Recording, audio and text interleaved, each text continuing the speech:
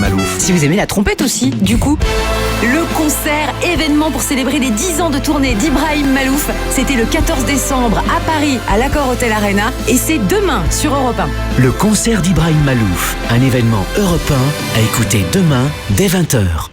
Monoprix, tu sais que t'es un vrai carnivore quand tu cuisines la viande comme personne. Et tu sais que t'es un vrai carnivore quand tu cuisines la viande comme tout le monde. Mais que tout le monde en redemande parce que tu l'as acheté chez Monoprix. Aujourd'hui et aujourd'hui seulement, profitez d'une remise immédiate de 20% sur toutes les viandes du rayon boucherie traditionnelle, y compris les volailles. Monoprix. Voir origine des produits en magasin, hors rayon libre-service. Offre valable le 29 décembre dans une sélection de magasins. Voir liste sur monoprix.fr. Pour votre santé, évitez de grignoter. Petite confidence de but, les ventes privées, c'est jusqu'au 10 janvier. Et qui dit vente privée, dit offre exceptionnelle avec des remises incroyables. Moi j'entends ça, j'arrête tout et je file à toute vitesse chez But. But, c'est nous. Offre réservée aux porteurs de la carte But et membres But, merci invité. Voir date dans votre magasin et sur but.fr. Je prends la voiture. Toi, tu vas aux ventes privées de chez But. Comment tu sais? Ah bah, parce que je le sais. Il est 8h38.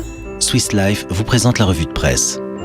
Swiss Life, assurance et gestion de patrimoine des particuliers, professionnels et entreprises. Pierre de Villeneuve. Et la revue de presse est avec Bérangère Bond. Bonjour Bérangère. Bonjour Pierre, bonjour à tous. En une de vos journaux ce matin, les listes électorales et Jacqueline Sauvage. Oui, il faudrait savoir d'ailleurs, pour Libération, c'est la rue et vers l'urne.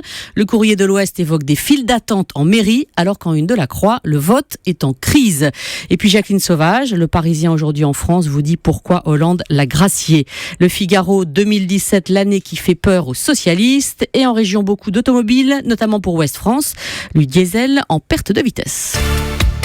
Et d'abord, ce rush vers les listes électorales. Oui, la presse régionale regorge de chiffres ce matin. À Rennes, plus de 50% des inscriptions de l'année sont en train de se faire dans les derniers jours, a expliqué la directrice des prestations administratrices à l'agence France Presse. On va dépasser le record de la dernière présidentielle. Dans Libération, à Nice, 600 dossiers par jour contre 600 par mois en mai ou en juin.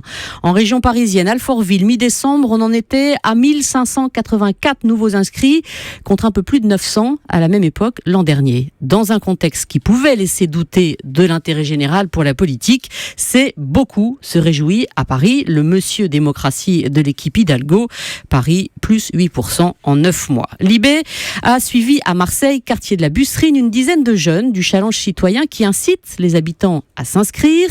Dans les cités, on vote quand ça craint, assure un père de famille. Dans ce secteur dirigé par le frontiste Stéphane Ravier, l'élection de Trump a aussi fait figure d'épouvantail. Mais alors, nettement moins optimiste, donc, la Croix voit plutôt ce matin le verre à moitié vide, avec en une le vote en crise. Car 12,5 millions de Français en âge de voter manquent sur les listes. Le vote est un acte qui ne va plus de soi, écrit Sébastien Maillard. On ne se réinscrit pas quand on déménage. Ces mal inscrits, comme on les appelle, seraient environ 9 millions quand même, qui évidemment alimentent l'abstention le jour venu. Beaucoup de cadres, ceux qui déménagent souvent, mais aussi certains habitants des quartiers populaires en mode à quoi bon, et qui revendiquent leur abstention comme une posture. Et puis ceux les partisans du vote obligatoire, comme il se pratique depuis la fin du 19e en Belgique, iront lire cet écho depuis Bruxelles, justement, où on s'aperçoit que ça n'est pas la solution. Les électeurs se jugent infantilisés. Pour le reste, bien sûr, les journaux applaudissent à la grâce de Jacqueline Sauvage. Oui, dans une unanimité presque troublante. Rares sont ceux comme Bruno Dive, dans le Sud-Ouest, qui osent évoquer une certaine gêne. Si elle n'avait été battue,